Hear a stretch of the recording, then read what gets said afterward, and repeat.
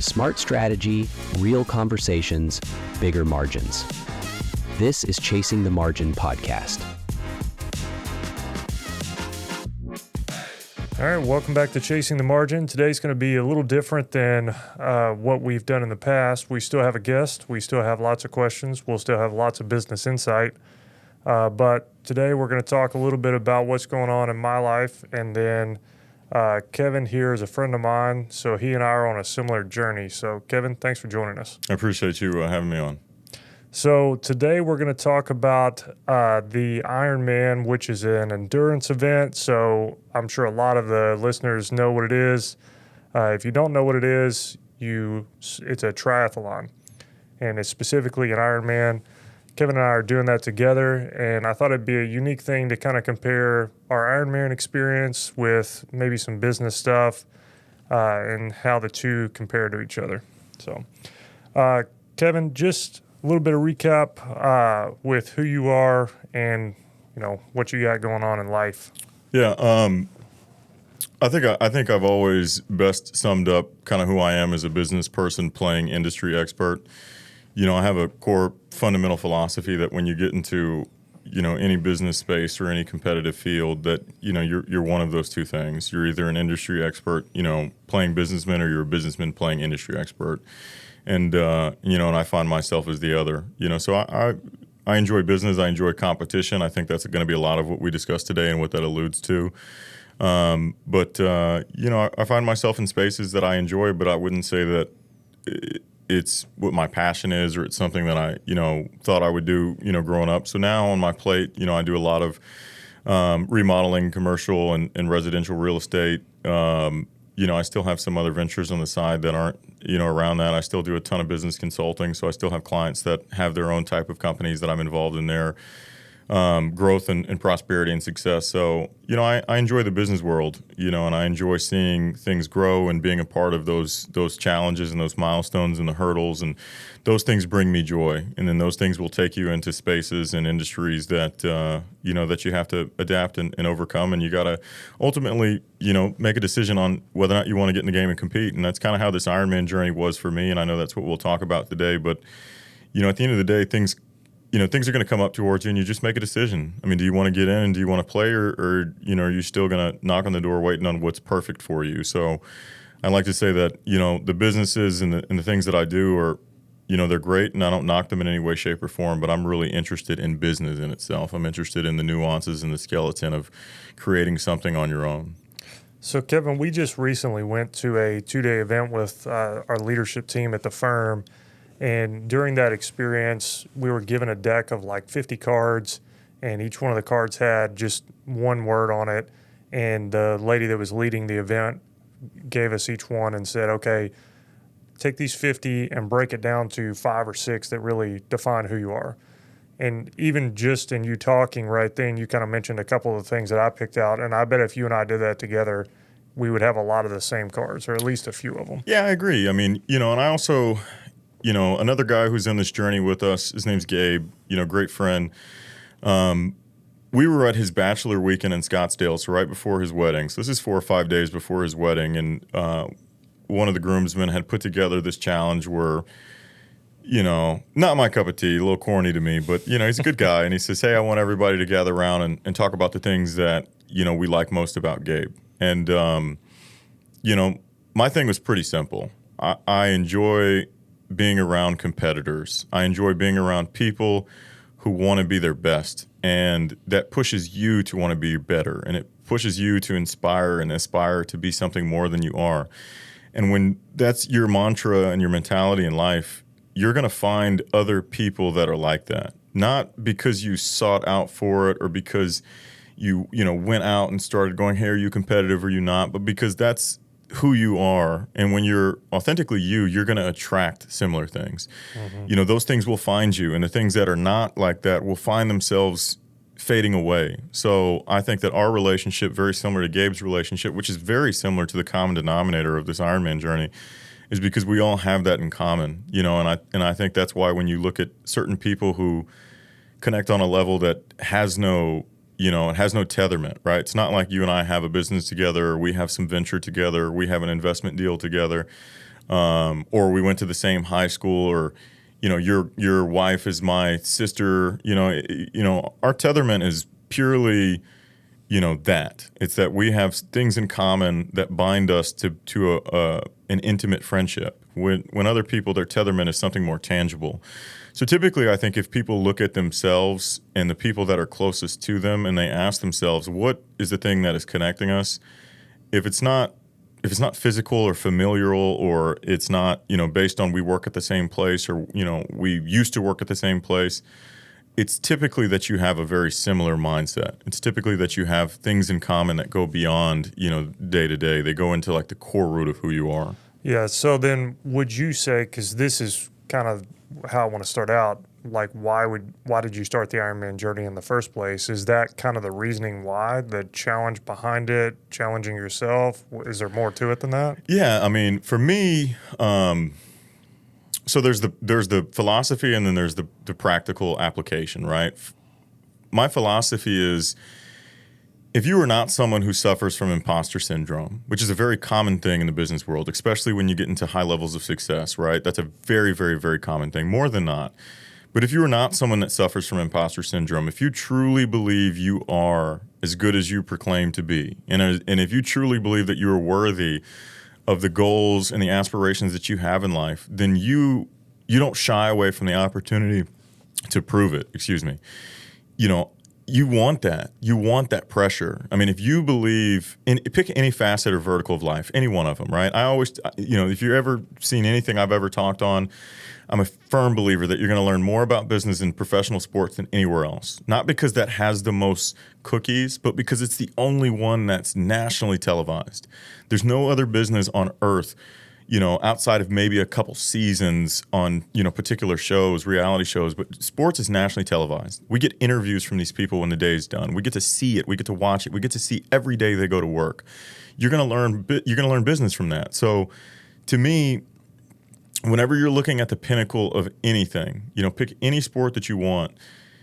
These people who really believe they belong out there, that believe that they worked for this, that they are as good as they say they are, they don't shy away from that opportunity to prove it. I want the chance to prove it, not just to you as haters or believers, but prove to myself that I am as good as I think I am. Because if I cannot prove that, then it's merely a dream, right? And I don't want a dream. I want a plan. I want truth. I want action. I want tangible resolve. I want a game plan to arrive there. And the biggest part of being able to get what I want out of life is first making sure that I have solemn belief that I am someone worthy of that and someone who can accomplish that.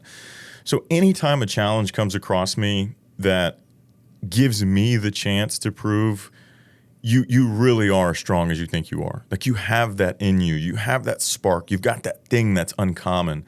I take it. I really, truly do. And it's put me throughout my life in a lot of random situations. Some of them in businesses that I don't think I probably should have been in, but I took them, opportunities, ventures. And then you find some of these physical challenges that are merely that, they're things that I hate doing.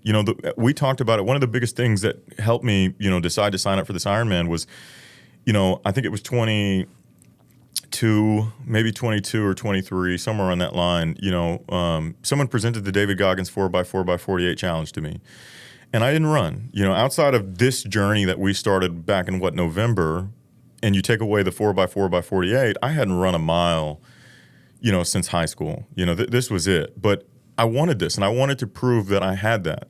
Primarily because when I started to ask the questions, who does this? What's the purpose of it? Only people with mental fortitude can do it. As much as it's a physical challenge, it's not a physical challenge. It's a mental challenge. Are you strong enough to do this? Do you have the willpower? Do you have the discipline? Can you master the art of execution? It's everything that makes you great in all aspects and facets of life. Not just business, not just physical sports, not just endurance, not just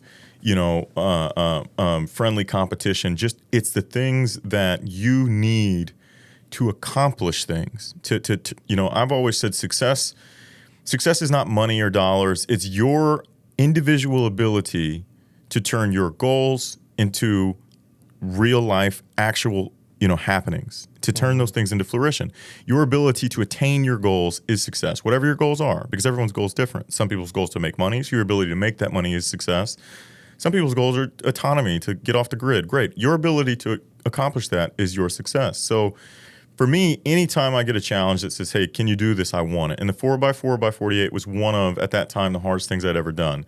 And it was a physical challenge. But I'll say this, I did a podcast right after it, so you can see my raw reaction and my plan and how I did it. But, at the end of it, there was so much mental strain and sleep deprivation, and you're so deep in your head. I didn't even realize I had run 48 miles. Mm-hmm. And even as someone now who we're training for an Ironman and we're running, 20, 30, 40 miles a week, I still haven't run 48 miles in 48 hours as much as we're doing now. I mean, as I'm sitting here now, you and I could right now get off this podcast and go run 20 miles. Not many people can do that, but we can do that.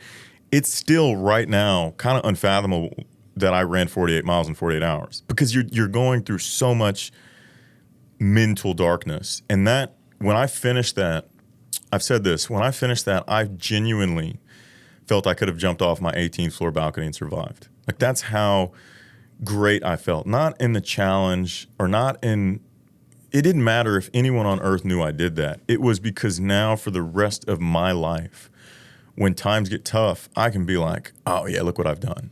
And that gave me this assurance that I am worthy to go after my life goals. I think that's like one of the biggest things of why I thought this would be such an interesting idea to sit down and talk about Ironman in business, is because doing something that is that physically challenged that a lot of people can't even think about doing because they just don't think they could even get to a point where they could swim, bike, and then run a marathon after doing all those things. Mm-hmm. It's doing exactly what you're saying. It's showing yourself that you can, even though I'm sure at the very beginning of the journey, like I think you would probably agree with this, a lot of people that start it, and probably including us, think that, okay, there's a possibility that I might not be able to physically do this until I put myself in the position to like push myself to the end. And when you prove to yourself that you can end up doing that, something that's that difficult, then you have that in the back of your head when things get hard in other aspects of life. It's like, hey, I pushed myself to spend all this time training to get to this point to where I could do this thing that a lot of people, like 0.001%, very few people actually accomplish. Yeah. And you can go back to that thing and continue to remind yourself. And I think that for me personally, I just love a good challenge, and I know that you're like that too. And that description of what I just said, I think, is one of the reasons why I like a good challenge, because I like to accomplish things, but I also like to strengthen my resolve, I guess, when things get difficult, to know that I can continue pushing forward and really making it. Yeah, I speak in metaphors a lot because I think in metaphors. I mean, at the end of the day, if you want to have a Hall of Fame career, right, in this game we call life, you have to have MVP seasons. That's an important role of this. If you want, whenever you decide to hang it up, when you say, hey, listen, I've strived as hard as I can to get what I want out of this life, and I'm ready to kind of dial it back. And you come to the reality that, okay, I've exited my prime, and what I accomplish from here will be based on what I've already done. When you get to that point, you need to make sure that you had some really strong seasons, right? That you can look back at life and go, that was a great season, that was a great season, that was a great season. And I think the most powerful thing that people can do, if there's anything on this podcast you hear from me that you remember, is this.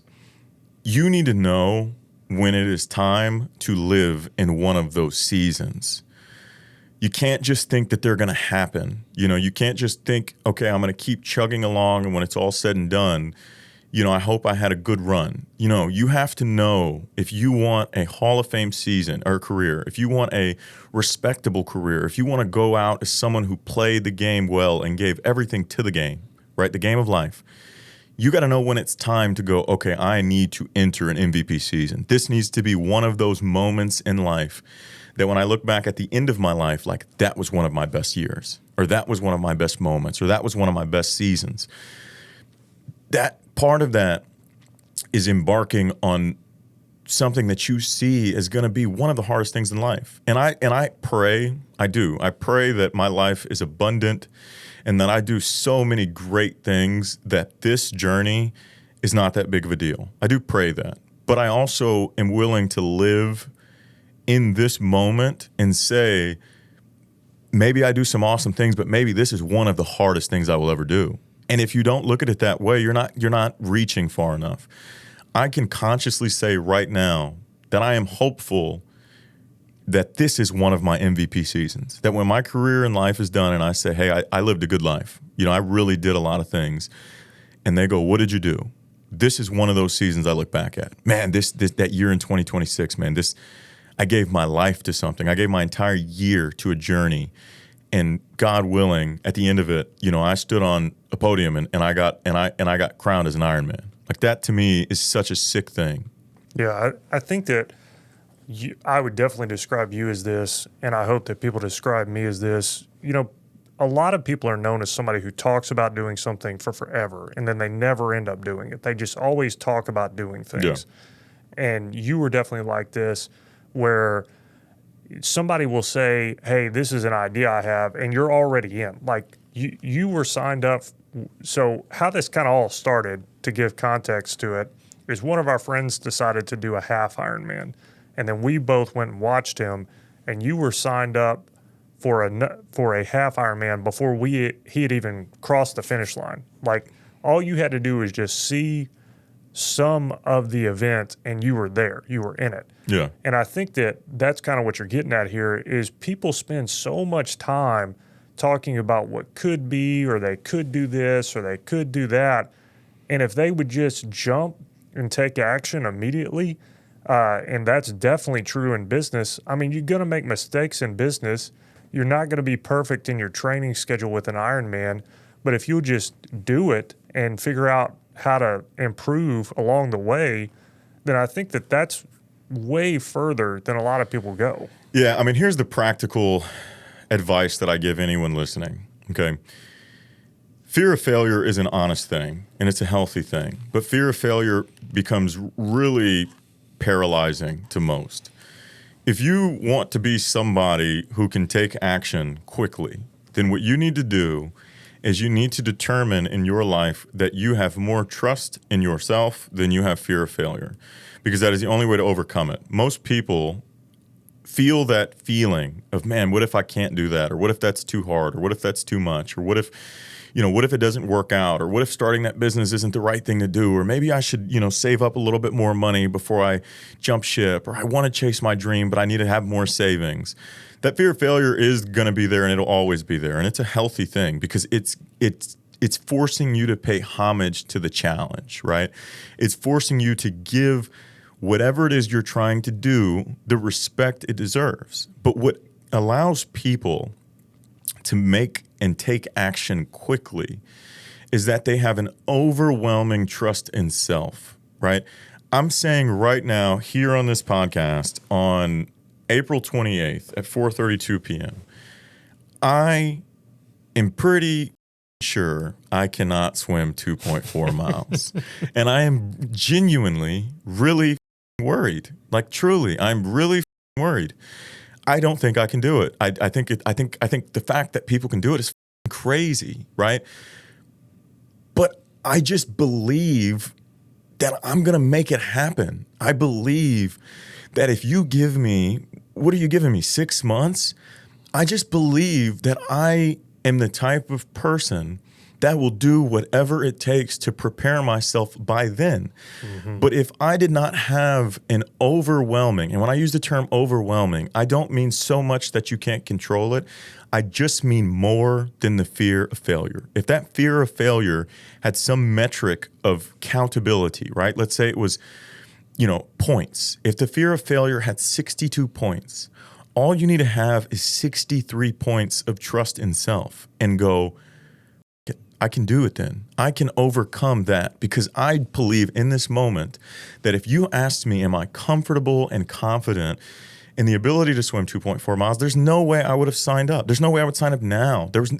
No, what are we talking? No, that is far. That is so far. And there's no like breaking, like you're in the middle of the water. It's like really far when you look at it physically in person. So far. It's so far. I mean, again, when I started this journey, I couldn't run 2.4 miles without stopping. So let alone swimming without being able to touch the ground. It's crazy. But I have more trust in self. I have more belief that I want it bad enough, and I have everything that I talked about. The reason I take on challenges, I believe that I have the art of execution. I believe I have the skill of discipline. I believe that I have the will of determination, and I believe that I am someone who can put those things together to turn a goal into a reality. So when you are faced with the opportunity to prove that to yourself, no one else matters, right? When you are faced with the opportunity to prove it to yourself, because you need proof. You need proof for when trials and tribulations come in life, and they will come. And it is that proof that you look back at and say, well, I know I can do this because I've done that, and I've done this, and I've done that. And every time I've tested myself, I've displayed it. So this is nothing to me. And that is what allowed me that's what allowed me to go on there and sign up, because I believe in myself, and I believe in myself because I have forced myself to test to myself over all these years. I don't fear the test. I want it. I want to prove to myself. And that's what this is all about. Yeah. So I think we've both kind of explained why we signed up for it, to prove to ourselves that we can do this, to take on a challenge, because that's kind of who we are. But I want to get into the meat of the topic today, which is kind of like Ironman versus business, and what are some of the commonalities of those two things. So let me ask you this, and if you want to answer in like a few words, a few descriptions, whatever you want to say, but what would you describe are some of the commonalities between somebody who signs up for an Ironman and somebody who is an entrepreneur? Yeah, I think that it's a pretty public statistic now, but they talk about the median income of people who complete a full Ironman, which, don't quote me on the exact number, but I think it was like $200,000. I know it's pretty much up there. Mm-hmm. And here's what I say. I think if you looked at it at a surface level as somebody who's just a spectator who hasn't embarked on the journey, you'd say, well, it's because it's an expensive sport, which it's an expensive sport. I will say that. It's a crazy expensive sport. Yeah. I think we joked about it. I think I'm $20,000 into it. Now, granted, I bought the best of everything, and frankly, it's to compensate for the lack of skill.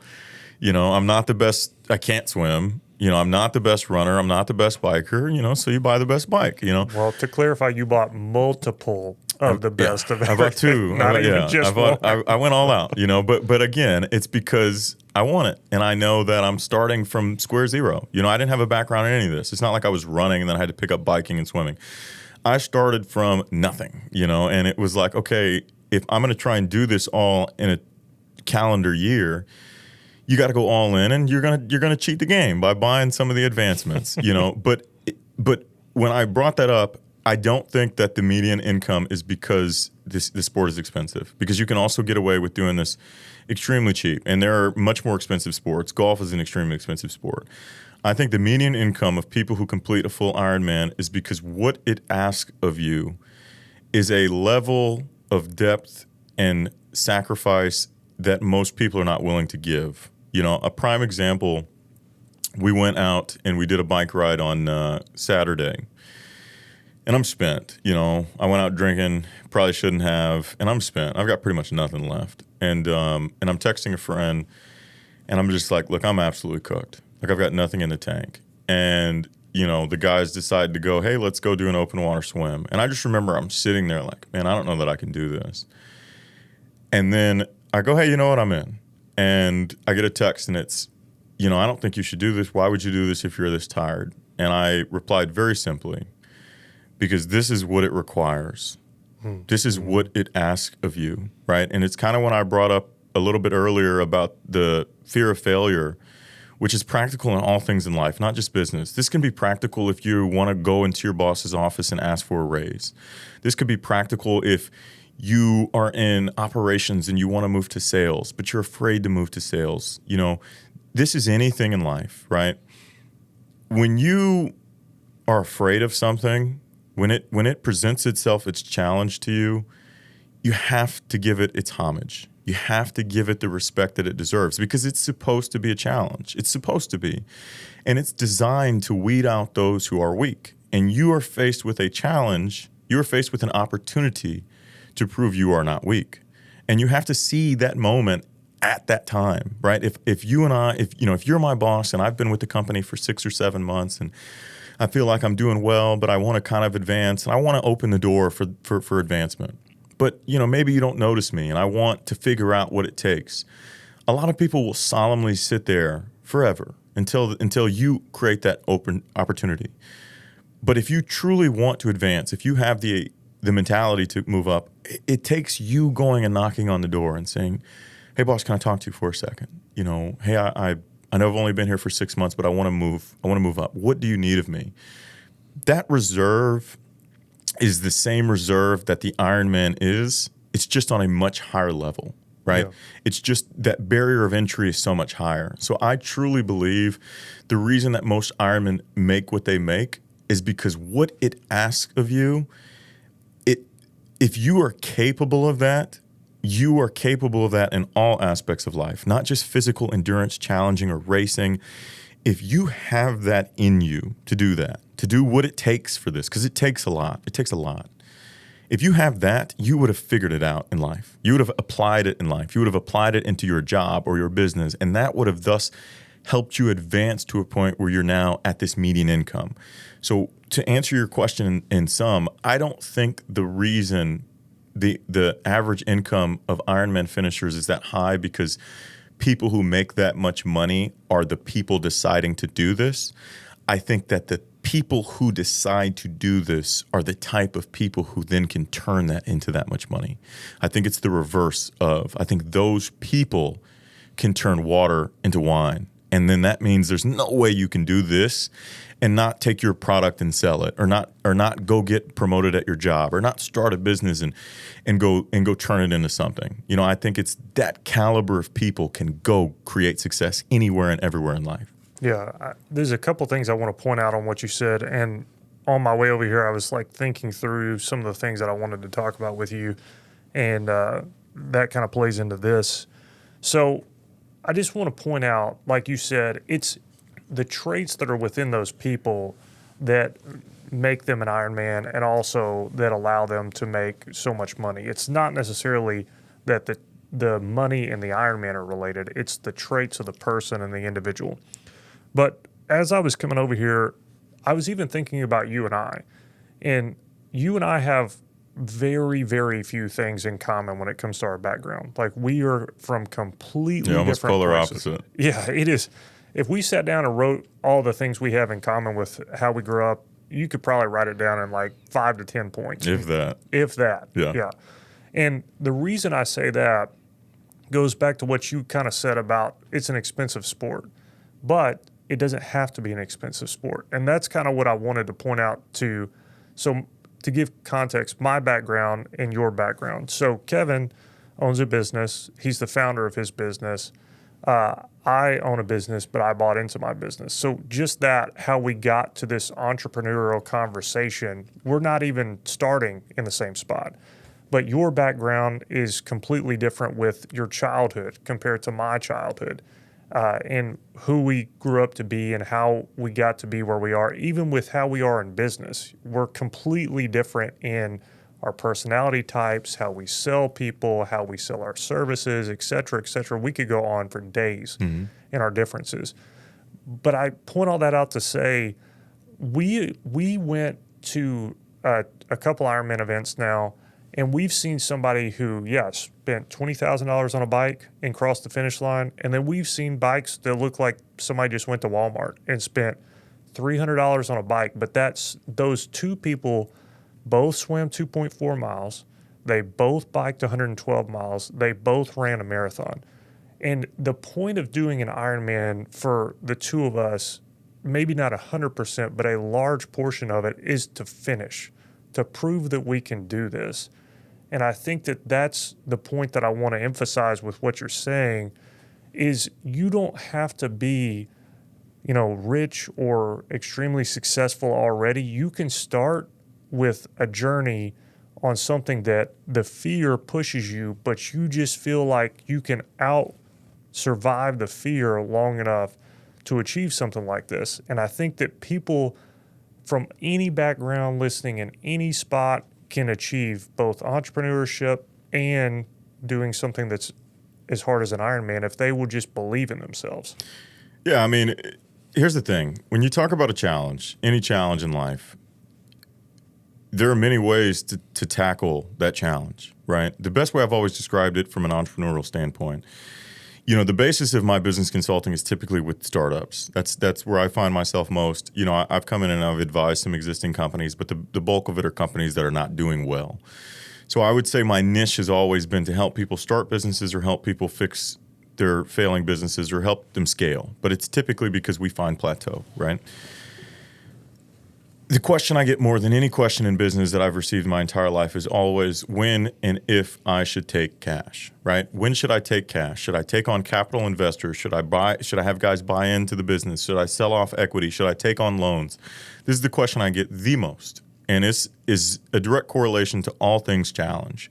When you approach a challenge, you have to first, again, this is the saying in business, right?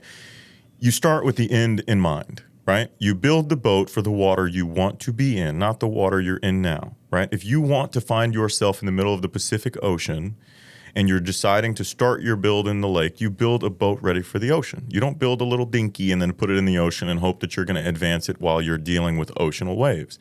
You build it the way it's supposed to be built for where you're trying to go. Everyone's trying to go a different place. So when you ask me, do I take on cash? I say, what do you want it to look like at the end? Because that determines this next move. Selling off equity may ruin your end game. Taking on investors may ruin your end game. Maybe you want the ultimate end-all, be-all decision in your business. This eliminates some of those options.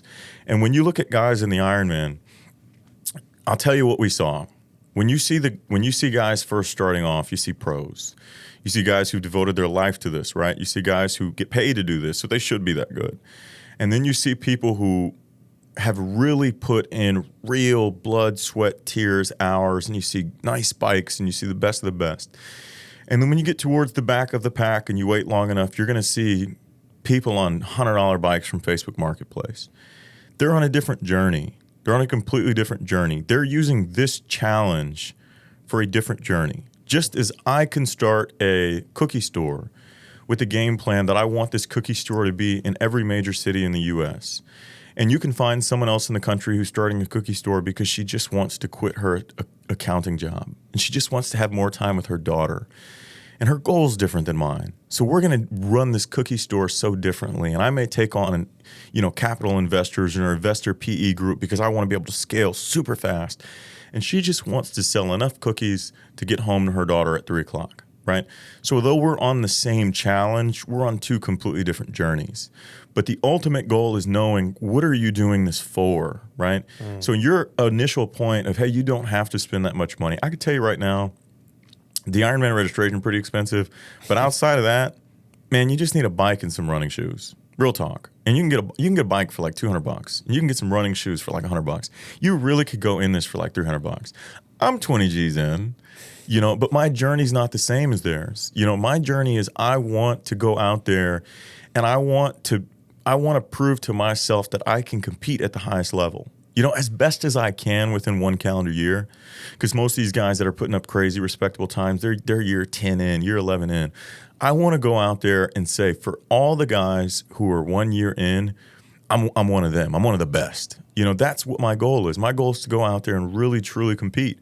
But some people are using this to just prove to their daughter or their son or their sister or their boss or someone that they've lost that, hey, I could push through this. And the time's irrelevant to them, right? It's just the fact that they can accomplish, going 140 miles. So everybody in every challenge, in everything in life, we're all on the same quest, but we're all playing a different game. And that's the most important thing is when you see challenge, whatever that challenge is, if it's the Ironman, if it's the next quarter at work, if it's, the local 5K, if it's the turkey trot, if whatever it is, what are you trying to get out of this? What is important that you take away from it? And once you determine that, that'll determine how you should approach it.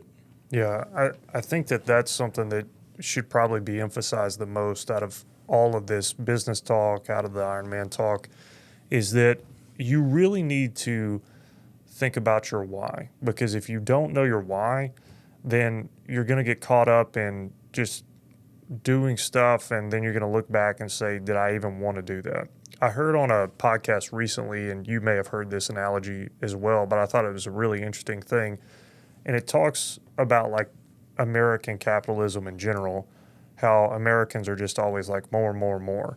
And the guy was talking about how there was a fisherman that all he did was fish every day to go get whatever he needed for his family. He would bring that home, they would eat, and then he would rinse and repeat the same process every single day. And an American would look at that and say, how can I do that better? How can I optimize?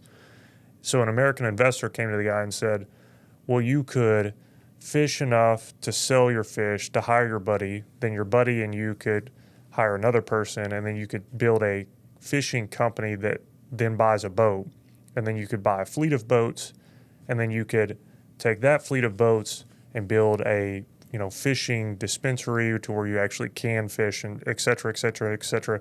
And then you could eventually get to a place where you could build this huge business where you'd have to invest a ton of your time, you'd have to be away from your family, but you could make all this money, and then once you have all that money, then you could retire and fish and be with your family. And the guy looked at him and said, well, that's what I'm doing anyway, so why would I go through all that trouble to get there? And I think that that's the thing that people get caught up on, is they see on social media or they hear their friends say, hey, I'm doing this for this reason, and then they just assume that they should be doing it for the same reason.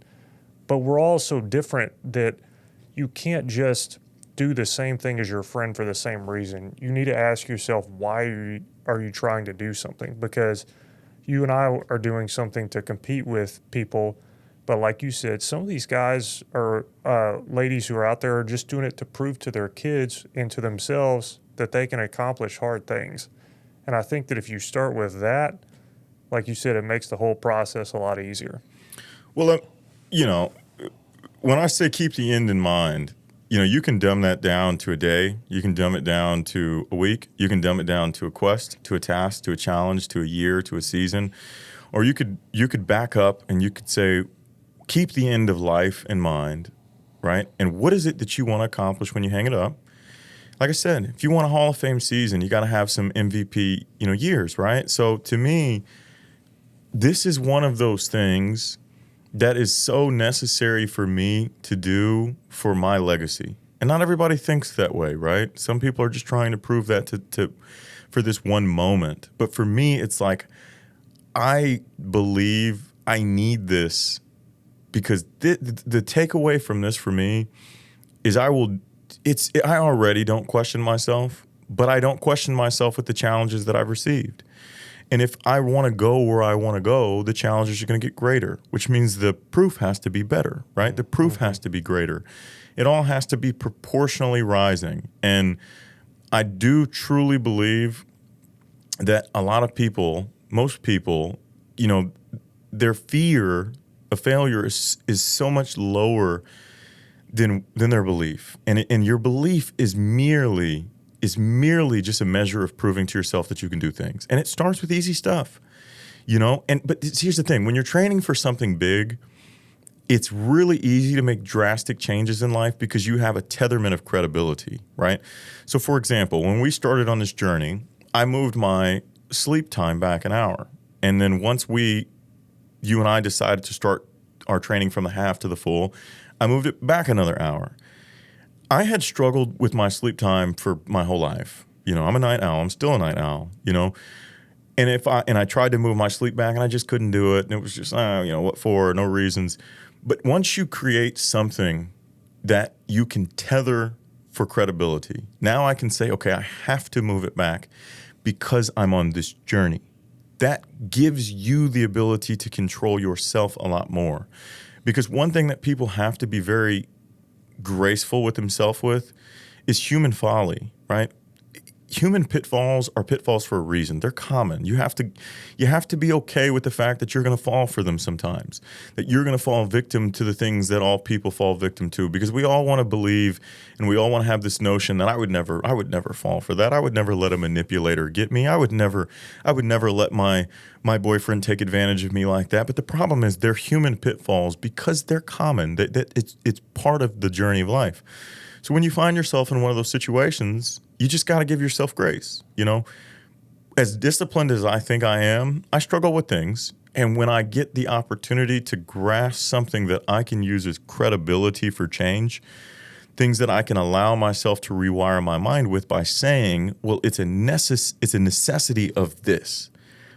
Boom, I start to make changes that are easier. And that's the important part in life, is that you're going after something. It doesn't have to be as big as an Ironman, but when I ask you, what are you going for right now? You got to have an answer. You got to say, I'm trying to get promoted. Great. What are you doing to get promoted? Well, I've been doing this and I've been doing that and I've been doing that.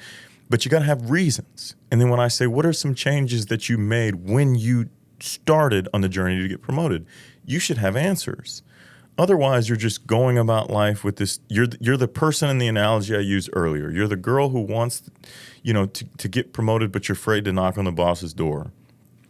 That may happen, but I promise you, you're giving yourself a much better chance of success when you knock on the door and say, "Boss, what do you need of me? What can I do? What are some of the things that you're looking for?" Because now I can put myself on the radar. I can put myself in a position of attention, and more importantly, I can align myself with the things that are needed in order to accomplish that goal. Yeah. So I think you would agree with this statement that one of the things that, without a doubt, Ironman and businessmen both have are habit skills or building habits. There's a book out that's called Atomic Habits that I've listened to on the audiobook, and it's really interesting listen for anybody who hasn't either read it or listened to it. But it basically talks about how if you just focus on building your habits, then eventually whatever you're trying to achieve will happen. And for context here, if you look it up online, to do an Ironman, it's basically dedicating 10 to 20 hours of training per week for probably 4 to 6 months. That's probably what they say. And, you made the point earlier that you didn't really have a base level of endurance. So for somebody who's at that point, it might be a longer period of time than just 4 to 6 months. But let's talk about habits specifically, and let me ask you a question.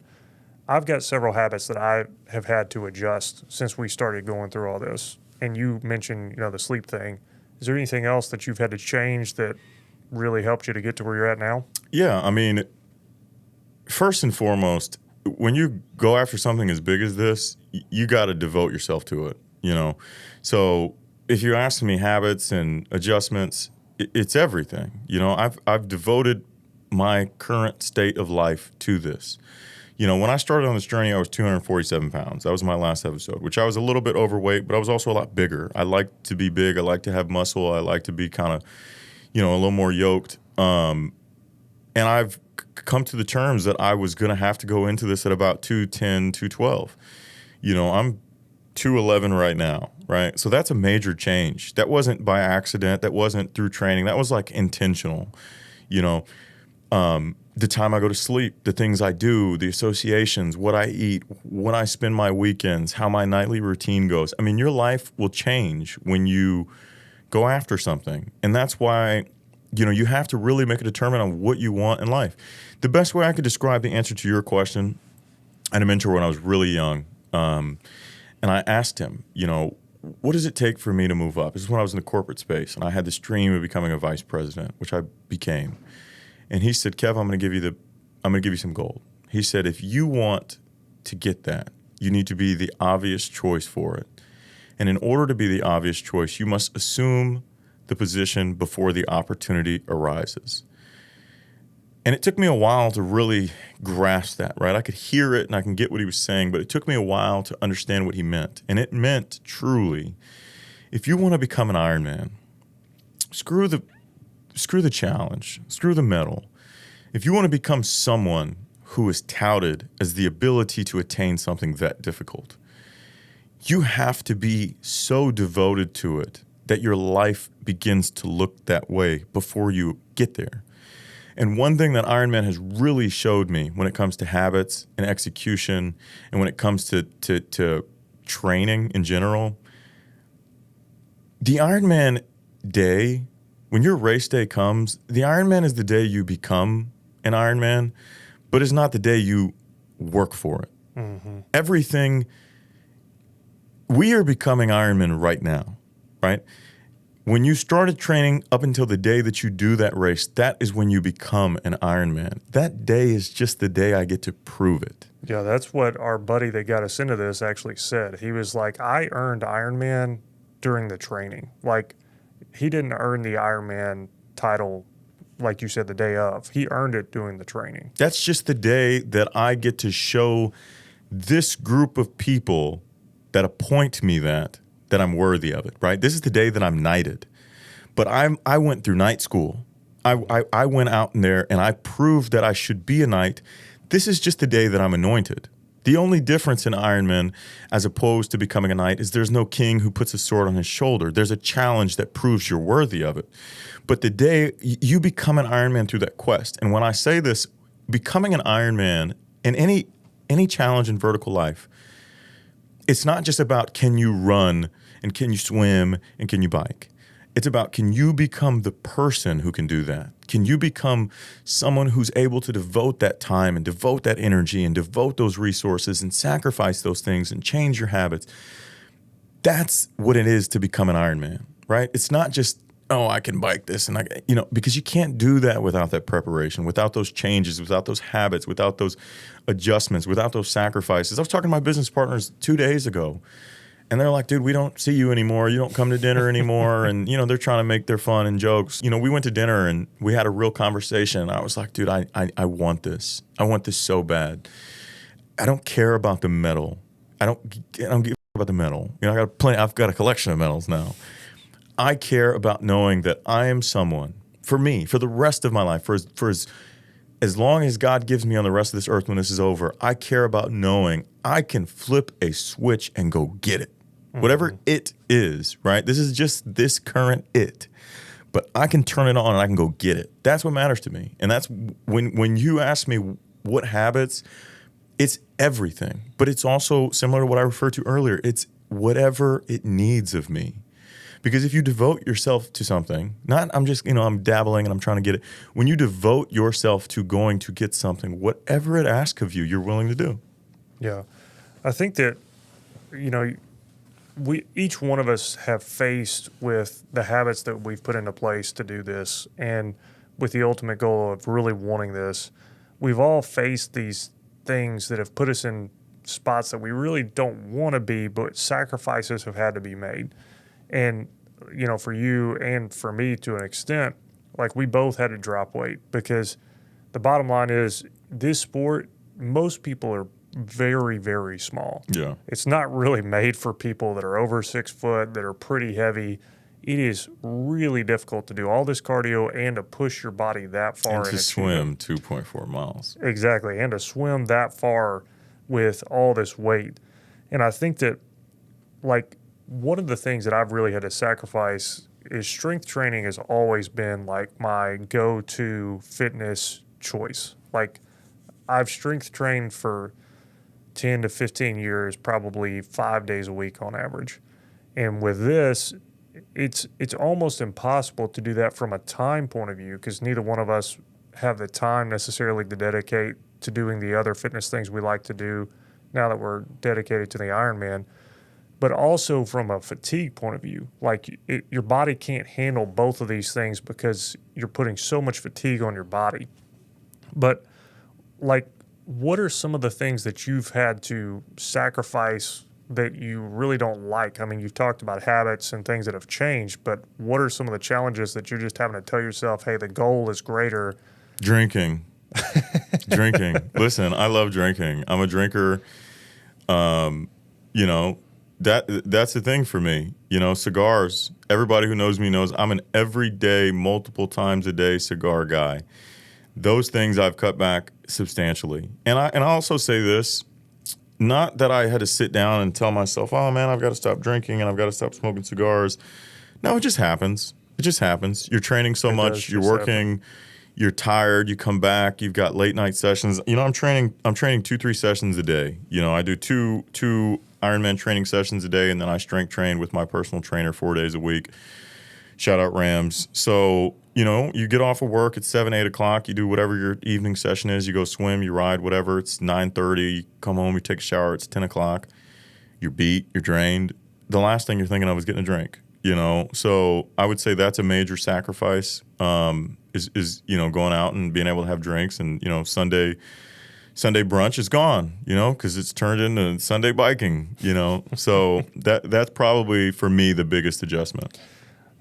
Before we run out of time, I definitely want to cover a couple other things that I think are really important when it comes to business and also the Ironman. So, we talked about swim, bike, run, and people look at that and they just assume like, okay, you do more miles or you run faster during your training, and then that leads to better results. Same thing for business. People see like the numbers, they see the clients, they see all this stuff that's like right out in front of you. But there's so many things within Ironman and definitely within business that nobody ever sees that are completely behind the scenes that matter just as much as all the other stuff. So we talked about things that we've had to sacrifice, and you and I have both gone through challenges in our training where we, let's be frank, have failed for what the goal was we were trying to achieve at the time because of things that had really nothing to do with the stat sheet. So I wrote these down. You just did your first marathon not that long ago. You didn't hit your goal time for a specific reason. Mm-hmm. I'll let you talk about that. Mm-hmm. I attempted not a official marathon, but just to run a marathon to prove to myself that I could do it. The first time I tried, I made it to mile 18, and I just couldn't go. So for me, the reason I had to stop was because of carbs. And anybody who's in the endurance sport understands the importance of carbs, but anybody, and you and I didn't realize this, who's not in it, they don't understand what that even means. So to explain it to you guys, basically what happened was my body was not used to consuming so many carbs. And when you do that for 3.5 hours at a time, it forces you internally to like cramp and creates all of these issues to where I got to mile 18 and my body was pulling me together to a point where I could not physically make myself run. And what it taught me in that moment was that, hey, there are pieces of this that are not just physical running, that are just as important as the physical running. So I know that you went through a similar experience. Talk to me about that. Yeah, I mean, my first marathon attempt, I came out with a goal, and the day was going great. I mean, I was actually way ahead of pace. I was feeling strong. I've never felt stronger in this entire training journey than that day. I mean, I just felt like everything aligned perfectly, right? It's the first time in my entire life with this stupid Garmin that I ever had 100% readiness score. I mean, it was a perfect start to the day. I felt so strong. I got to, again, at this point, I had never run more than 13 miles at one point, and I think I was on mile 15 feeling super strong. I was 15 seconds per mile under the pace that I was telling myself I was going to come out with. So, times 15 miles, I'm 5 minutes ahead. I mean, I felt great. Which is a lot to cut off of a marathon. People think it doesn't sound like a lot, but it's a lot. It's a ton. And I felt super strong. And then all of a sudden, I started just having unbearable cramps to the point where I could not move my hamstring. And I'm like limping this mile. I think it was mile 16.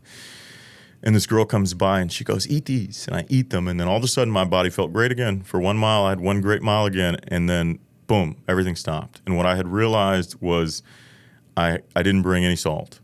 I had no salt. It was a hot day. It's a super hot, humid day. We're sweaty. We're in the woodlands. And I had no salt. And I just remember I immediately thought, the rest of this is going to be terrible because my body had sweated. I mean, you don't notice all these things because you're gone, but there's salt all over my skin that I had sweated out. And maybe we talked about it in training. Justin says he says it. I don't remember. But, I do know that at that moment, I had no idea I was even supposed to be carrying salt. It was not a factor to me. And that was important. And that is important because that's experience. And that's something you can't pay for. You can have somebody tell you the importance of salt.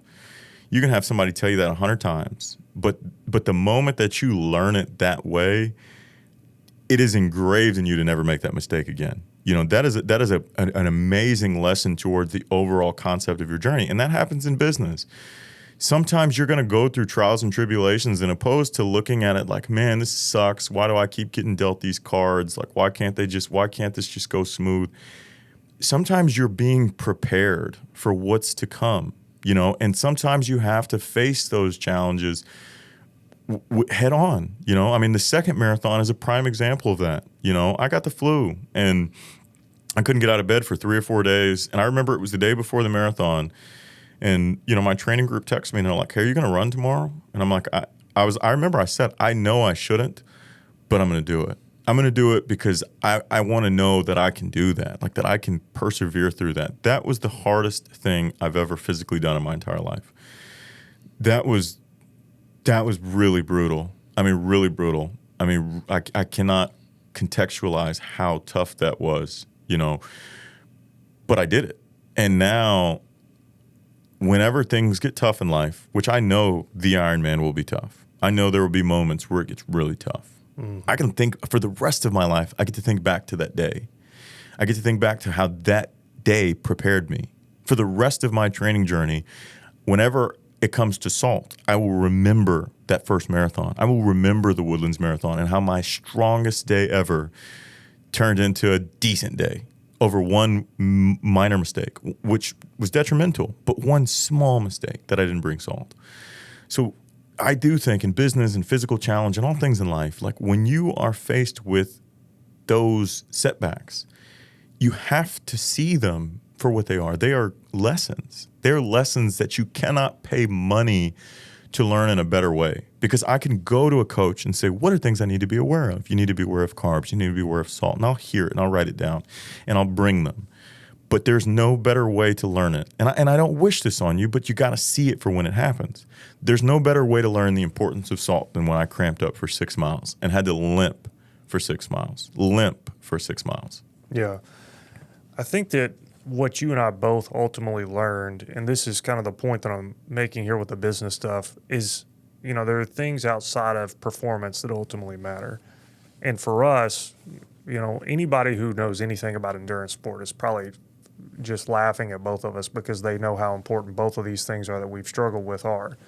But within the sport, this would be considered like nutrition. Mm-hmm. And what you and I both recognized on those days is nutrition and preparation are just as important as execution.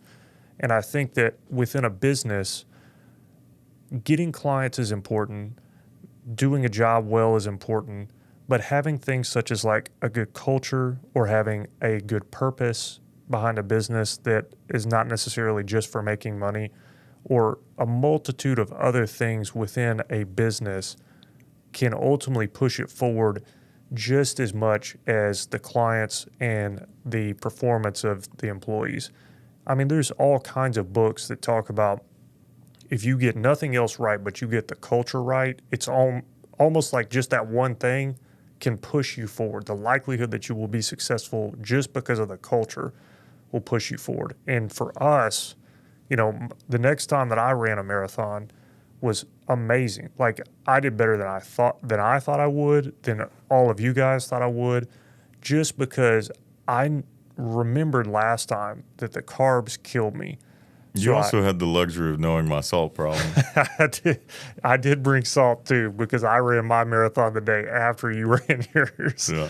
But that's the point, is like I was prepared with the carbs. I brought salt because of what happened to you, and I blew my goal away just because I was prepared with the things that had nothing to do with running. Yeah.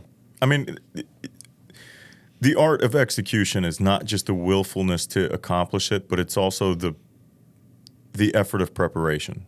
Those are all equally as critical. That's what practice is. That's the existence of it. Culture is a established thing. It's not something that you do that day. It's something that must exist before game day. So how you prepare and how you approach game day is equally, if not sometimes just as important as the day of that execution, whatever that execution is. If you have a presentation to an investor to try and take on, or sell a deal, or to take on an investor, or whatever the situation is, how you prepare that presentation, the details that you put into the slideshow, your practice on it, how well you speak, how infatuate you are, practicing with your dog or your mom or your colleagues is sometimes equally, if not just as important as the day that you have to show up and get it done. These things go tandem, hand in hand, to be able to accomplish. Yeah. The last thing that I wanted to talk about, I've got a lot more, but that we have time for at least, is the whole concept of going slow to go fast. There's this whole zone 2 running within endurance sports and how important it is. And it's, statistically proven that if you do a lot of zone 2 running, it can actually improve all your stats to make you go faster. And I think the same is true for business, that, you want to put all your effort in, but sometimes going slow at business will help you to go fast down the road if you lay the foundation by going slow with not moving too quickly into something that you're not prepared for.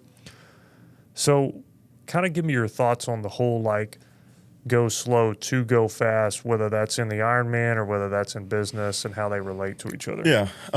Last week I had a one-on-one conversation with one of my managers, Eddie, who, we're in the playoffs in our season for our remodeling company, right? We're in the middle of hail season, and he was making a couple of mistakes, and he was, a couple of things were slipping through the cracks, and he comes to me and he says, "Hey, I don't know what's going on. I don't know why this isn't going right and this and that." And I said, "Eddie, you got to slow down. I see your efforts, and I see how much work you're putting in, and I see that you're trying new things, and you're trying to innovate, and you're trying to streamline, and you're trying to find, a new way to do this and a new way to do that. And I appreciate it, but you just got to get back to the basics." I said, a lot of the mistakes that you're making is because you're trying to reinvent the wheel. When you want to execute, you just got to remember what are the tasks and just keep it simple. Innovation is great, but innovation is a side quest, right? It's not the journey. The journey is, what is our product? What is our service? What do we do? What is our core fundamental belief on how we succeed? Whether you're a service-based company, a product, whatever it is, how do you succeed? And what are the core fundamental beliefs that we have to be able to achieve that? And sometimes you just I even told Eddie, just take a deep breath, get back to the basics. Keep it simple. Get back to the basics. He said, "You know what? You're right. I was trying to do a little bit too much." And I said, "Dude, you got this. Just slow down." And everything turned around, because sometimes that's what it is. Sometimes you want to win so bad that you're doing too much, and that's life. That happens in all things. Sometimes friends are coming over, so you start cleaning, and you're so nervous that you're all of a sudden you're cleaning the drawers in the refrigerator, and you're cleaning the drawers where your silverware is, and you just slow down, get back to the basics, just vacuum. Because I walk in, you're cleaning the refrigerator drawers, and the floors look like shit. Like, get back to the basics, just slow down. And that's typically most people's problem in all things, is they're just doing a little too much. You got most of things that require execution do not require intelligence. Most of the time, the game plan's already there. It's 2026, right? We've got YouTube, we've got Google. There's almost nothing that you're going to do that we don't already know how to do it. Unless you're one of those people on the forefront of AI, whatever you're trying to do in life, there's already a blueprint. You just gotta run the play. Slow down, run the play. I don't need you to go out there and do 10 spin moves, and just go out there. We're going to block the A gap. Just run through the A gap. And if you can get to the basics, if you can just slow down, take a deep breath, and get to the basics, you'll succeed. Yeah. Let's wrap up with a few just quick ones. So we're doing the Ironman. We're doing a half in June, and then we're doing a full Ironman at the end of the year in October. Okay. what's the goal for each one of them? Let's put it on record. Let's hold you accountable so people can look at it. I mean, I feel pretty confident. I feel pretty confident that I can go 6:30 in June. I feel pretty confident about that. I feel like I could probably do better, but if I had to put a goal out there, I think by June we go 6:30. I'm gonna go 12:30. I'm gonna go 12:30 for October. I feel pretty confident. My swimming is fast. I just gotta learn how to breathe. And then I feel pretty confident by that point. I'll be a stronger biker, and I'm not really worried about the run. That's, to me, at that point, that's all heart. I think for everything that I've learned through the last 6 months, I got that dog in me. Yep. So for me, the goal in June, which seems really crazy with how difficult this course is sub 5:30. Okay. I think I can do it. And then I think, my realistic goal for October is to be sub 11. I think I can do that. I would love to be sub 10, but that's like, for anybody who looks that up, that's like elite Ironman, to where you're really bordering being in the world championship sub 10. Yeah. But we'll see. We'll see how we get there. Another one. So do you think that anybody can do an Ironman and anybody can be an entrepreneur if they just have faith in themselves? I think that anyone can embark on that journey if you are willing to change who you are.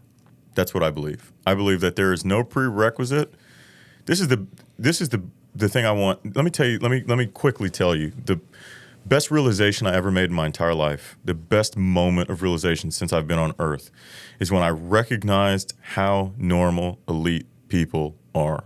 When you meet professional athletes or you meet billionaires, I've met multiple billionaires, had lunch with multiple billionaires, right? I'm friends with very high successful multimillionaires, $50, $100 million net worth people. And then you realize, like, you're a normal dude. Like, you're just like a regular guy. Because when you come up, you think that this is just this covenant thing that just can't be touched, and they just got to be blessed by God and touched by the hand of him. And you're like, nah, you're just like a regular person. And when you realize that, you're like, why can't I do that? Like, literally, not in a cliche way, like literally, why can't I do that? And it's just devotion. It's just devotion. And that's what I said earlier in this episode. When you want something bad enough and you devote yourself to it, in the literal sense of devotion, not like the old college try. When you devote yourself to something, it will change who you are. I think anyone on earth can be an entrepreneur, a successful entrepreneur, if you're willing to devote yourself, which means you're willing to change. You're willing to change to be what that needs of you. Just as I think that anyone watching this episode is way more qualified to be an Ironman than me. I didn't run. I don't bike. I can't swim. I don't have any of the things you need, right? Like, I'm as far from what this sport asks of you. And we're not going to pretend like I'm not the color that I am, okay? I'm as far from what this sport is asking for. But I am willing to devote myself. And when I did devote myself, everything about me changed for it.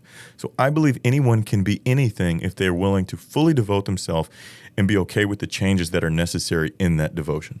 Yeah, and then last thing, Kev, just anything Ironman related. We normally ask any insight for entrepreneurs, somebody that either is in it or getting into it, but anything that we didn't cover that you feel like you'd like to share with Ironman or business, just to give the people one last nugget. Yeah. What I would say is you have to find out. Here's the thing.